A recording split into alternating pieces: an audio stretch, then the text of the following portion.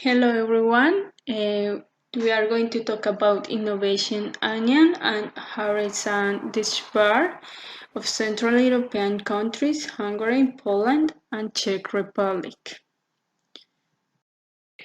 Now we are going to talk about first of all to which group these countries belong and the score. So these three countries are in the group of moderate innovator and their performance has increased relative to the EU in 2011.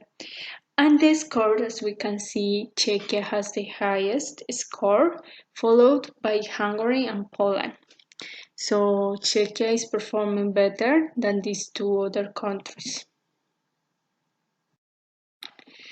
And now the performance of these countries compared to the EU. So as you can see, the two first row are how these countries are performing better than the EU average. And there is one common fact: the average annual GDP growth, which is better in the three countries than the EU average. And in the case of Poland and Czechia, we can see employment share in manufacturing, which is better than the average in the EU. And in the case of Hungary, the FDI, which is much better than the EU.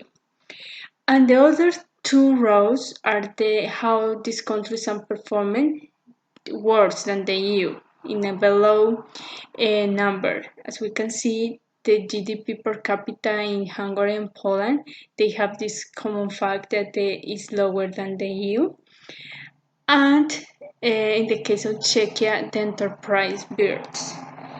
But the three common facts in these countries are the common fact in these three countries are the top R&D spending enterprises. It means that they have lower score for this indicator in comparison with the EU. If we take a look to the strongest innovation dimensions characterizing the Central Europe countries, we can see that some indicators' performance differ from one country to another, and others are common. For example, in Hungary, the innovation indicators taking the best scores are employment impact, firm investments, and innovation-friendly environment. And this latest is shared with Poland, especially in opportunity-driven entrepreneurship index.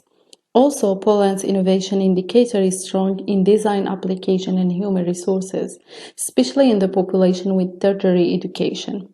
Then Czechia, with a high score in innovation index and firm investments and employment impact, and also in medium and high technology product exports index.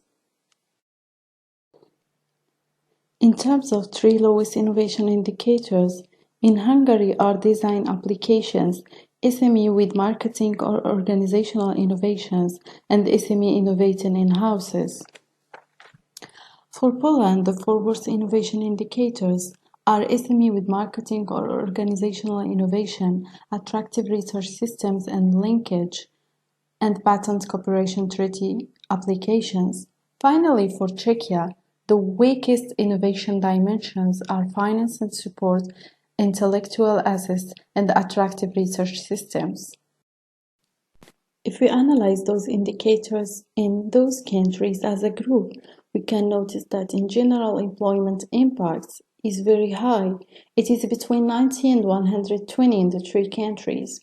The same thing about medium and high technology product export indicators that presents a performance range between 79 and 129% in the three countries, as well as innovation-friendly environment and firm investments that exceed 50% in all countries.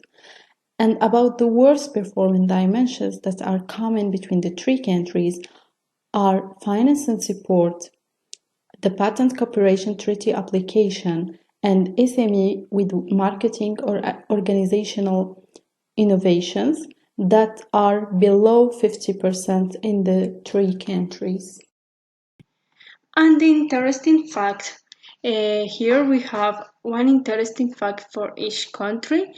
In the case of Hungary, in 2010, 2020, the state resources available for RDI will increase by an additional 32 billion forints. So it means 99.2 million euros. And Czechia plans to strengthen R&D funding 2020 for about 2 in 2025 2.5% and in 2030 3%, through the creation of a higher state incentive to use tax deductions for RD&I. And Poland's R&D investment is growing as a proportion of the GDP, with progress toward the national R&D intensity target. However, it remains one of the lowest in Europe, strongly dependent on the EU structural funds. Now, let's see the Central European countries according to the Horizon 2020 dashboard. The net EU contribution for the three countries accounted for 1.21 billion euros, which was 2.62% of the total contribution. Poland got 540.7 million euros, Czechia got 377.5 million euros, while Hungary got 25% with 292 million euros.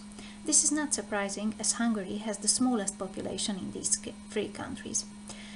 There were 2,750 signed grants and altogether 4,681 participations.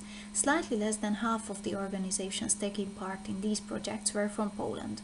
The success ratio of the retained to the total number of eligible proposals was 12.05%, which is really close to the EU average of 12.07%. This rate seems to be really low. In comparison, the 7th Framework Program's average success rate was 21%, but this is due to that the structure of the calls changed and these more open calls attracted more proposals. From these Central European countries, there were 31,425 submitted applications, which means only around 15% of the applications were granted. As Poland is by far the biggest country from these three, most of the participations were from Warsaw and they received the largest amount of money. The number of participations from Budapest and the allocated amount of money was slightly less, while these numbers related to Prague were lower. After the three capital cities in the rank of NUTS-free regions, we found Polish and Hungarian regions and the first 10 places. Most of the contribution was allocated for higher or secondary education organizations and for private for-profit companies. Research-oriented participants got only 25% of the total contribution, approximately 302 million euros. In the case of participation, it is not surprising that most of the organizations involved were private for-profit organizations. While research organizations accounted for only 22% of the participation in the three countries, that doesn't mean that only a small amount of money went for R&D, as private businesses can also be engaged in research and development. Thank you for your attention.